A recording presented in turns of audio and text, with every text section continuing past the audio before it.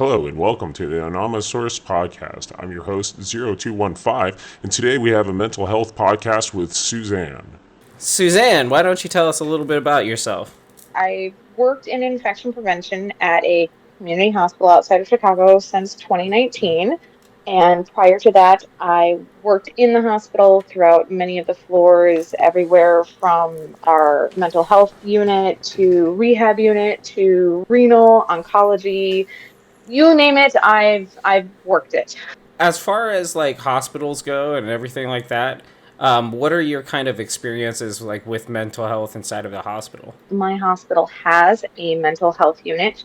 We do see a lot of patients that come through or that are transferred to us, but a lot of the time it's patients who show up in the ER. A fair number of time it's escorted by the police, not always necessarily because they're about to get ticketed, but because someone called because something weird was going on and the police were like, well, we're going to take you to the hospital.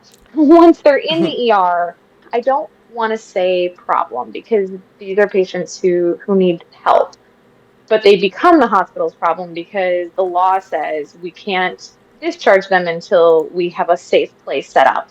And the same law that says that also doesn't support the existence of safe places to send these patients. Wow, so it's a law, it becomes a law problem at that point.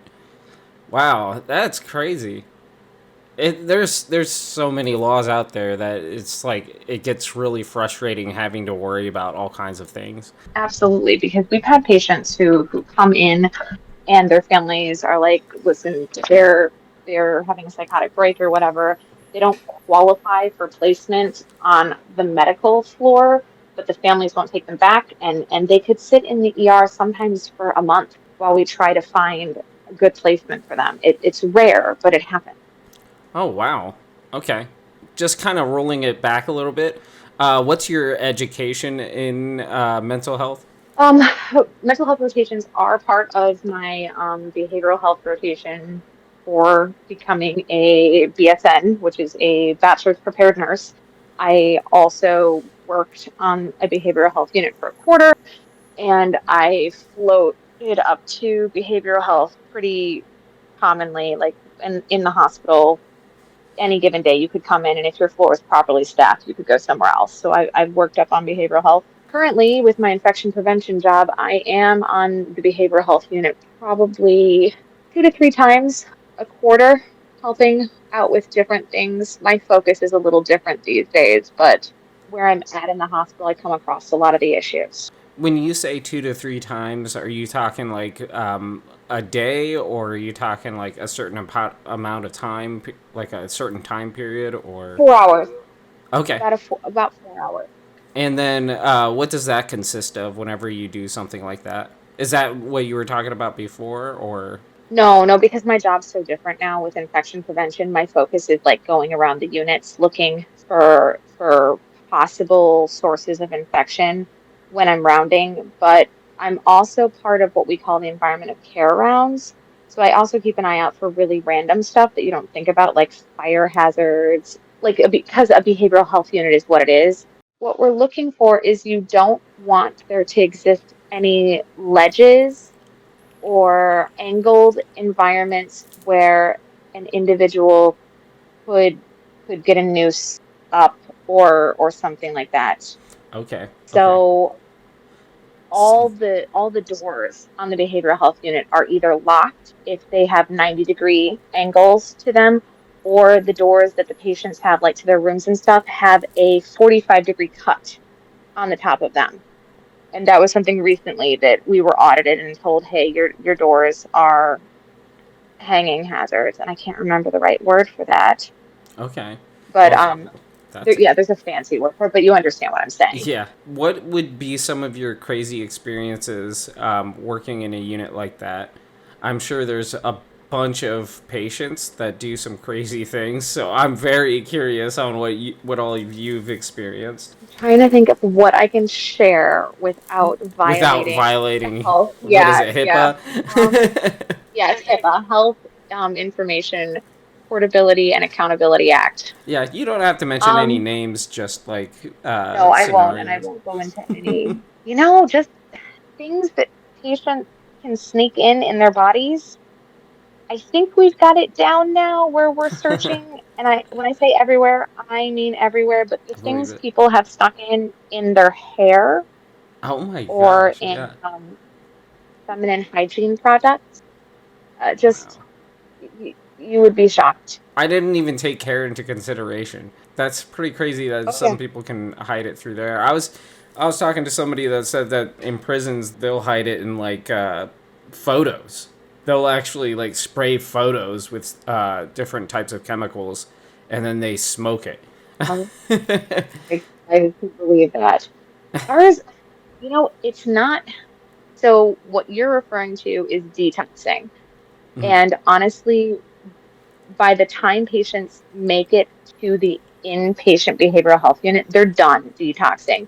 So if a patient comes in through the emergency room and they're obviously on something and they are not calm and we get their blood work back, and that is how we know for sure that they are on something, they will get sent to the medical unit to be monitored medically until they are stable. And that is out of their system. Interestingly enough, it can take a lot longer to come down off alcohol than it can off heroin sometimes. Wow. Before a patient even makes it up there, they've been on our medical unit, and we can be quite a bit more strict with visitation and stuff on our medical units sometimes, where we've gone through all of their belongings, and anyone who comes in to see them, like, we go over with them what's going on. Now, I will say once long ago, we had a patient who was younger and came in after celebrating a 21st birthday. He actually gave himself alcohol poisoning, and his pancreas shut down. His pancreas was recovering, and his idiotic friends came in and visited him and snuck in alcohol. Of That was a long course. time ago, and now we check. Wow. That's that I mean, it's surprising how much like family and friends will actually do something for somebody that they're like what do you call it? An enabler? Enabler. Yeah. Yes. And Yes. that's Oh that's God. that's insane that people have friends like that. Like I don't know anybody that would do that for me, which I mean, I wouldn't want that. But like, like I don't think I know anybody that would try to even attempt that. So it's just crazy to think You're about. probably a little bit more on Yeah. the sane side of things. Yeah. This is, I hey, like to think that. our friend was damaged by alcohol and he's finally recovering. Let's celebrate with the thing that almost killed him. Oh man. What are some of your perspectives on like laws that kind of dictate how you operate at the hospital? I think, well, the biggest law that we have is it's laws like anti-dumping laws, where we can't take a patient and say, well, they have no coverage, we can't figure out where to put them, we'll just drop them off in the ER of another hospital, which is a good law. But you shouldn't do that. The hospital that has patients should be the one to help the patient. But tied up in that is like patient safety, where we're responsible for patients until they're stabilized. And that can be very hard, especially when the government doesn't give us anywhere to put patients where they can receive the proper level of support. Like, you think, oh, well, maybe you could get them in a nursing home, but a lot of times nursing homes require very specific medical diagnoses that get patients into the nursing homes. And a lot of times, people with mental health issues who are fully mobile but can't be trusted around other patients aren't accepted. The old perception of like locked units that you can bring patients to, that's really only for when there's a true danger there, where they're either a danger to themselves or they're a danger to others. And that could be for a variety of reasons. You can have individuals who are suicidal, but you could also have individuals who are, experiencing a psychotic break, and we don't know that we can trust them. It's just very hard because there's nowhere really, the few places that try to help with these patients, like halfway houses and stuff, they don't get very good support. This is not a population that, I mean, I hate to say it, but you can't put pictures of the mentally ill on the television and say, hey, please donate to these people, they need your help. It's not like world hunger or animals in animal shelters. It's not the cutest, most attractive disease out there. And the fact of the matter is, we don't have cures for a lot of this stuff. Yeah. It's lifelong treatment, lifelong therapy. These are not cheap. We're failing them. We really are. We're Yeah, failing our patients with mental for health sure. issues. We were talking about generalized anxiety disorder. I have anxiety, depression, PTSD, and I know there were, manic. I have mania. Those are very insane to deal with, and you don't even realize that you have it until like you're actually physically, until you're actually diagnosed with it from a professional. And then when you are, like, a lot of things start making sense because you start reflecting back and you're like, man, I can't believe I did all those things. And, you start thinking about like what you could do different.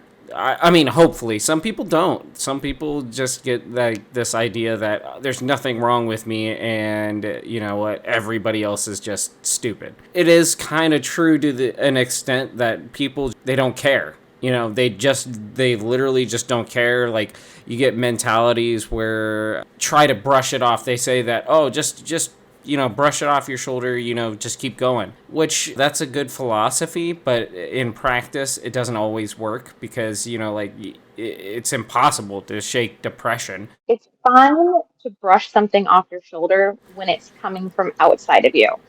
When it's a person who's like insulting you, yeah, brush that off your shoulder, ignore it. But when it's an internal problem, you can't brush it off your shoulder. It lives internally to you. Yeah, it's really hard to control something that just makes you not want to do anything. Like, for instance, depression. Like, all of a sudden you lose the fun in everything. Like, you don't get the same feeling whenever you try to, like, let's say you love video games. You don't get that same feeling. You get on there and you're just like, I really don't want to do this right now. So depression interferes with how your body is going to respond to dopamine and how much dopamine is going to be released. And without dopamine, life becomes extremely tedious. Wow. To the point where it is painful. Wow, that's so. Would you say, because ADHD, doesn't that have something to do with dopamine too, or is it a different chemical? Okay. Yes, dopamine and serotonin play big parts in ADHD, and I think in 100 years we're going to look back at this time in medicine, and we're going to think about it the same way we think about our history of surgery. Back in the day, that we did not understand anything, and there was a lot of like grasping around for straws. But the further we go into these things, the more we see that there are like chemical imbalances, neurological imbalances that are sometimes forming as early as the womb, we think. Like right now, I know there's a lawsuit with Tylenol that is getting looked into right now because the thought process is that Tylenol knew that using acetaminophen, which is the drug in Tylenol, caused increased risks of autism and ADHD during pregnancy. Wow. And they did not share that with any women. Wow. And I don't know if you're aware of this, but Tylenol has always been touted as the state drug to take during pregnancy. Chances are there's probably nothing that's safe to take during pregnancy, and it's going to have to be like weighing risks and benefits of everything. You're too sensitive when you're developing. So first off, what's the difference between serotonin and dopamine? Without going into in-depth like chemistry, it's enough to say these are both drugs released by your body, manufactured by your body, that go into your reward system internally. They're the pleasure hormones, I guess is the best way to say it. Like the dopamine and serotonin are the reward that your body gives yourself. And most people can like get natural pleasure out of, when you say you get pleasure out of something, these are the things that are coming out. And oxytocin too, but oxytocin, a lot of people are familiar with it being referred to as like the love hormone. These are the hormones that your body helps release, the chemicals that your body releases internally to help you feel like accomplished, happy, love. That's what they do. So when something's wrong with how your body manufactures them or senses them, then you have other issues. Whenever you have dopamine versus serotonin, what would be the difference between that? Dopamine, with that, I'm probably going to get this way wrong. So dopamine, what is the experience that you have whenever dopamine is released? Is it like a heightened feeling, or is it kind of like a more neutral feeling versus serotonin? Would that escalate your feelings and make it more of a, I don't want to say hyper, but like energetic, maybe? I'm probably way wrong. All right, so serotonin is more, the problem is you have to remember, so they're not actually hormones, they're neurotransmitters. They carry signals across your nerves in brains in different parts of your body. From what we understand, and forgive me if I might misspeak on this, but um, I believe that serotonin is connected to mood, but it also plays a part in your immune system and digestion, if I remember Okay. correctly. That does make sense because if you release more serotonin, it probably helps with your digestive tract to break down foods. And if you don't have enough serotonin, then it probably actually hurts you whenever. Because, like, I also have ulcerative colitis.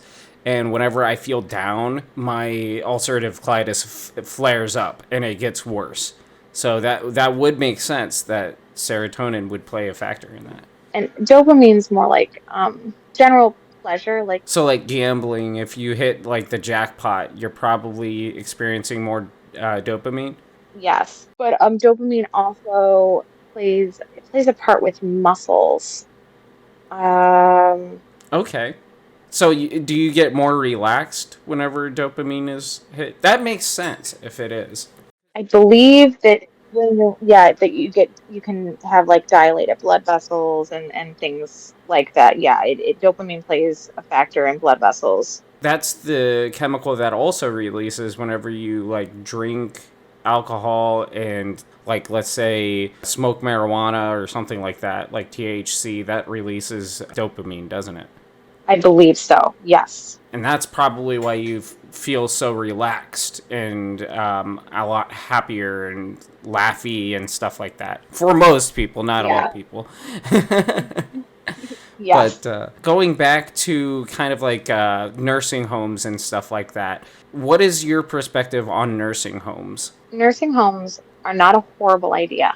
Everything comes down to money. The funding is not there, and we don't go around collecting money for individuals who end up in nursing homes. And a lot of time you're looking at individuals who are on Medicare, Medicaid for whatever reason. Government has a set amount of money that they will spend for the care of the elderly in nursing homes, and that limits how the care they actually receive is. I know people who pay out of pocket for private nursing homes who get excellent care for their loved ones, like good rounds of therapy, good memory stuff going on, excellent physical care, and then you have nursing homes where 90% of the population is government subsidized. It's just hard. It's really hard. And you have to keep in mind caregiver burnout is a real thing, not just from the families that are taking care of these patients, but the staff at the hospitals. Like, how often do you have a bad day with your loved ones? Unfortunately, you can have that same bad day with patients at a hospital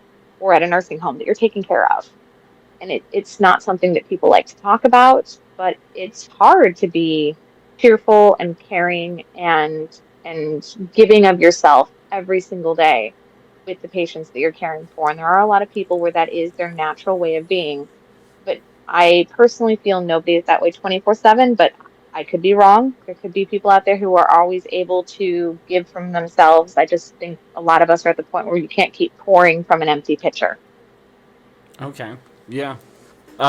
So I know that nursing homes get a lot of flack from a lot of people saying like the nurses and stuff. It's just a general thing that they do in all kinds of other places. What's your views on that kind of mentality? I think it's because what you see in the news is nursing homes where something horrible happens. Okay. There are homes out there that genuinely care for their patients and are doing the best that they can. But when there are limits to things, I mean, oftentimes you're looking at, depending, maybe one nurse caring for 10 to 15 patients. Maybe they have two CNAs who help them with this stuff. And when you think about the requirements from a state standpoint of what you have to do, you have to be able to like say that you went in and saw each patient and you did an assessment on them, that you gave them their medications. And if their medications have parameters, like a blood pressure medication, then you took that patient's blood pressure before you gave them their medication to make sure it was an appropriate medication to give. Same thing if your patient has diabetes, that you're taking blood sugar before you're giving the diabetic medication.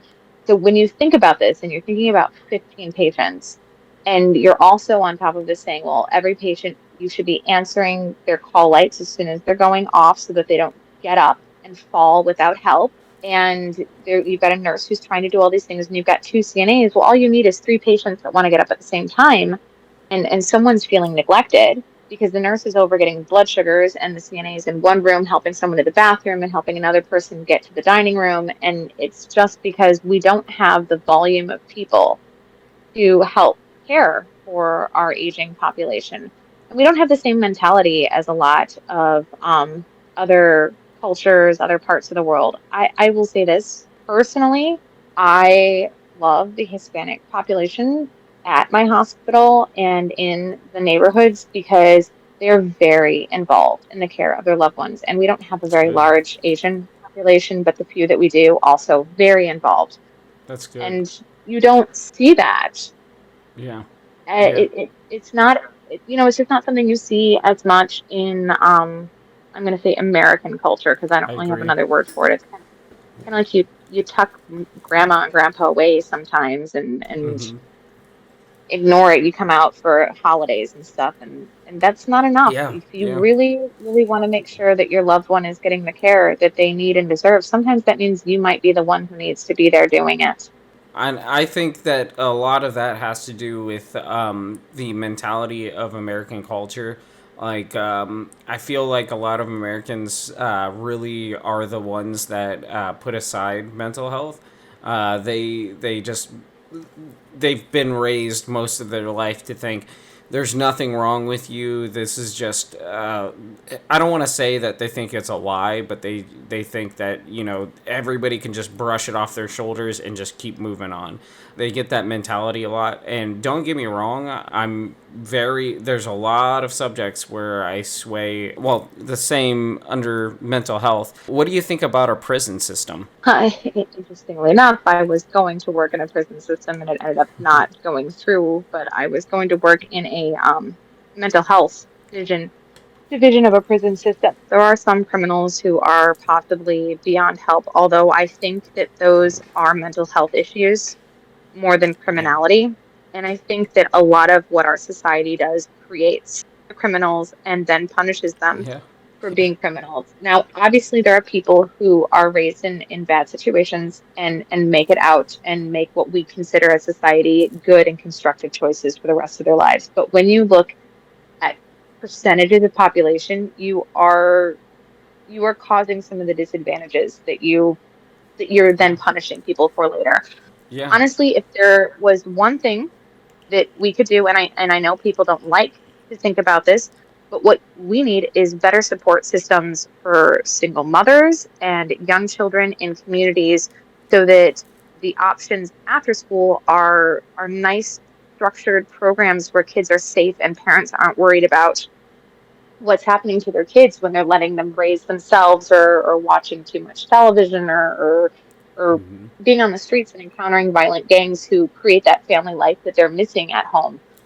And dollar for dollar, the research shows that when you put money into community centers and providing care for underserved populations at a younger age, you see less criminal activity in those areas.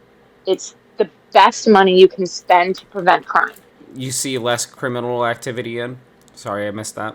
In underserved populations. So we're talking about, so to say underserved, there's so many aspects of underserved. Have you heard the term food desert? No, I have not. So in inner city areas, there's distances that individuals with access to public transit and walking would have to go to find fresh fruits and vegetables.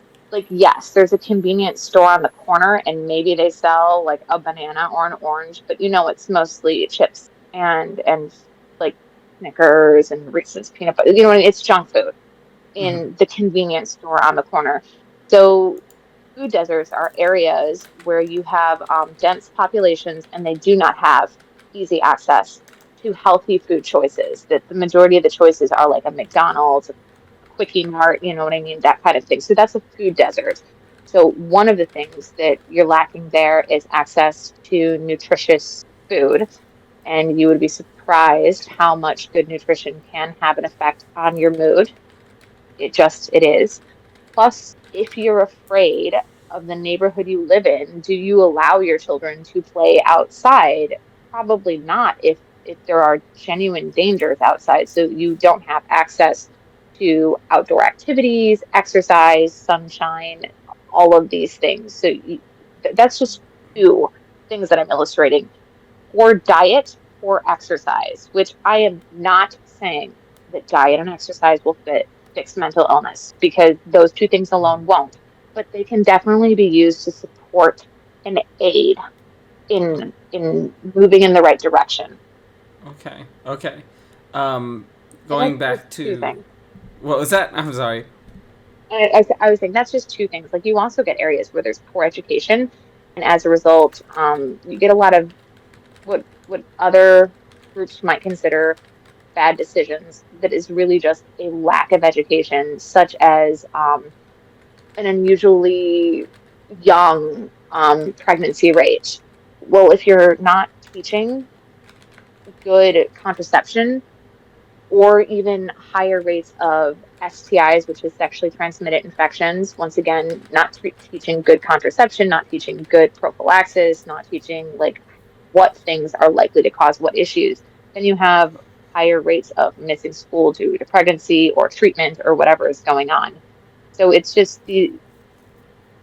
when you group large popu- populations together in tight spaces that are not getting their basic needs met adequately, then yes, you see crime. Okay. That makes total sense, because if you're lacking, like, even something as simple as sunshine, that can play a critical role in what you do in life. Like, if it's like being locked away in a room your whole life. When you're locked away in that room, yeah, you don't have as much social interactions, and then uh, you almost become like some kind of a sociopath or psychopath or something like that, maybe. But it's true. But It's the little things that when you're deprived of them, they can have big impacts on your life. yeah, yeah, it's so crazy how something so simple can make a drastic difference. Um, so as far as I mean, you said quite a bit of things that I can definitely like relate to, or like it sounds like we're on the same page with a lot of these things. I was kind of curious. Watching too much television, what would you say has an impact on a child whenever they watch like too much television, and how much television is good, a good amount of television, if any? So research is early on this because it's not just television, it's electronics. But Mhm. we've also seen research that says when you're using electronics as a group, it's not as detrimental to an individual. So I'm going to say the research is out right now. There's some strong indications that probably we shouldn't be exposing children under 4 to much screen time at all, just because of brain development. And then after 4, limiting it to an hour or less a day for a while. And then as they get older, allowing kids to make those decisions. But as I'm saying this, I also understand that there are a lot of individuals who don't have access to good daycare. Maybe they work from home, whatever's going on, where they utilize television as like a nanny substitute because it keeps their kids entertained and they don't have to worry about them getting into additional trouble. So when I say too much television, I'm not necessarily blaming parents for not limiting their child's exposure to television. I get it. Sometimes I need to get like I need to cook something for dinner at night, and it's like, well, I know they've already hit their 1 hour of TV, but maybe if I can just put in a movie, I can get some work done around the house. I get that. There's a lot of stresses, and there's a lot of like what I should do and what I can actually accomplish. And this is where that comes in again. Well, if only there was like a safe community center where you could drop your kid off at for an hour and you don't have to worry about paying for it, but you know that they're safe and they're cared for and you can get the stuff done at home that you need and not worry about them being, just sitting in front of their screens mindlessly for the next hour without any real social interaction. Yeah, there's that's really good answer, I think. There's in Europe, They have homes where like there'll be multiple families living in it. And honestly, I think that's the route we should be going instead of like, each individual family has their own house. Because like you've got a plethora of people that are able to, do the cooking. Like you get a massive group of people that will cook. You'll have a massive group of people that'll clean. You'll have and like it's It's a the lot phrase, more it takes the productive. village. Yeah, yeah, exactly. It's like it's its own community within a house, and they're big houses, and I think that's the route that we should be going instead of how we do it, because we're isolating a lot of people that could potentially help with things they're good at, because Oh, not everybody excels absolutely. at the same play. Yeah. My my girlfriends and I, we all had children around the same time for the most part, within like 5 years of each other. And I think the one thing we all articulated to each other so much is the level of isolation we felt like when we were at home alone with our Hmm. babies. It's different in the US than it is out in Europe. You will see babies out everywhere, all over Europe, and no one bats an eye at it. And then you get fights here in the US like, well, I don't want kids near me at this restaurant. And yes, I agree, Yeah. there's restaurants Yeah. that probably kids don't necessarily belong at, but there is a different culture Yeah. around raising That's children in the US, and it is painfully isolating. That's so true. So is there an age where you think that it would be more acceptable to like watch TV, play video games, and stuff like that? Or would you say just at any age it kind of does affect your mental health? I think age and development and your ability to monitor yourself play a big role in it. I don't know about you, but I think I found myself getting a little addicted to some online games, especially during COVID when it didn't seem like you could go out to do anything. And not too long ago, I stepped back and was like, what am I doing? I'm seriously, this is the game I want to be spending my time on. I'm like, no, I need to step back. Yeah. I would have said before that I was perfectly fine to make that decision. And now sitting back here in this part of my life, I'm like, you know what? I was not okay making, I was not in a good headspace to make that Mhm. decision. And I don't know. It's up to each person to decide what they can and cannot handle. But like we talked about earlier slightly with addiction and dopamine, the companies that design your games, I read a study about the psychology behind Facebook and why people can get stuck, like the concept of doom scrolling, where you just scroll and scroll and scroll. It's the way that they've created that slight delay in pulling up. It was researched and designed that way because it was found that it mimicked the dopamine release that you get like from gambling Yeah. and stuff Yeah. like that. So we They have want to you keep on in that mind site. technology wants you on that site, and they're going to do everything they can to get you there. And I'm probably going to one day cave, but I'm like avoiding TikTok for exactly that reason. I think I went on it once for like 5 minutes. I was like, It's oh bad. God, I want to leave here. I have to stop. I have to stop right now. And I did. I closed the account and I deleted the app off my phone. I'm like, nope, this That's is for the better. dangerous. I get myself into that mode quite often, and I post way too many things. Like I try to stop myself, but it's tough. They know how to get you. You feed an They do, and algorithm, and they post constantly. They know exactly what you like, and then they cater to that. So I've been trying to get yes. away from all that business stuff, like making multiple accounts so they can't tell who I am.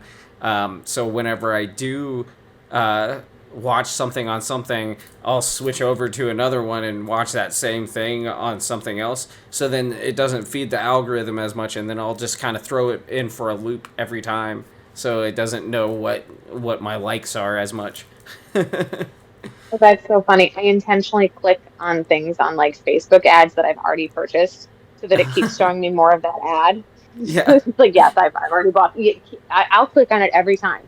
Yeah. I never click on that X box, the box that says I already own this. No, always click on the link for the thing that you already bought. That way, it just keeps selling that one thing to you. I love it. Oh man. So, would you say you were a very outgoing kid, or were you more inside most of the time? Um, I think I'm the kind of kid who, if left to my own devices, would have been inside more of the time growing up. But my father was very much an outdoors person, and I have a reputation in the family of not waking me up in the tent until I'm ready to wake up. Okay. I just very active family. My father did a 3-day hike up into Glacier National Park where we had to like carry all of our crap on our backs, and I was like 13 at the time and not delighted with the experience at all. I mean, but at the same time, I mean, we went on wonderful vacations. I cannot thank my parents enough for the experiences that they gave me in my life. We did houseboat trips in Lake Mead. I've done ski trips over the holidays in Vail and Aspen. I got to go to New Zealand for 3 weeks when I was a kid over Christmas one year. Like, my parents believed in learning through exposure to things outside of you. Um, I've had the pleasure of being able to go to Europe. I've been to London. I've been to Ireland. I made it to Germany, Austria, Hungary. I've been to Paris, New Zealand. We did Aruba. Like, some of these things I did later in life with my husband, some of them with my family, all over the US. My dad was big on car trips and camping because it was cheaper. And we had a conversion van, and sometimes we'd just be in a trucker parking lot in the van, sleeping in the van. Actually, I did that to my husband once. That's I scared awesome. the shit out of him. We were driving down to Florida, uh, and my husband had fallen asleep in the seat next to me, and I was driving. And I know that they kick you out of the regular parking side for just like regular cars after a while. But if you go to the trucker side, they let you park for longer because the truckers do take naps in that lot. mm, Well, I had pulled over with the car and I put the seat down. I was taking a nap, and my husband was taking a nap. And at some point in time, a truck pulled up facing us and was, just running with their lights because that's how they oh. have like their air conditioning and their stuff and everything. Well, my husband woke up and saw a truck coming. That is the He started greatest. screaming. He woke me up. And I was like 6 months pregnant at the time. I'm like, what? What is wrong? He's like, we're going to die. I'm like, we're not going to die. It's parked. We're parked. Oh. Everyone's parked. We're fine. Speaking of road trips, I'm actually going on one here soon, so I'm pretty excited for that kind of stuff. My girlfriend, she's I don't think really been on too many road trips, and she just recently learned how to drive. So when we go out on a road trip, I hope something like that happens because she would probably be flipping out. Yeah. Well, my husband did not travel very much. I really, there's been situations. All I Okay. can say is like, you see a weird little gas station on the side of the road, stop at the weird little gas station on the side of the road. Best stories are always there. There's Yeah. some giant Indian on the way up to no, on the way up to Florida. I don't remember. One of the two trips that we do a lot, and my husband always likes to stop there and take his picture standing in front Oh, of this that's giant cool. Native American carving for absolutely no reason other than he did it once and sent it to a friend, and a friend sent it back, but he'd also been at the same ridiculous gas station. Yeah. That's actually really cool. So I think we're gonna end the podcast here. But I definitely want to get more information, like what those experiences on the next one because that sounds really fun. I think we have a really good podcast going here. So, but thank you very much for tuning into Anonymousarus. This is again your host Zero, and we look forward to seeing you next time.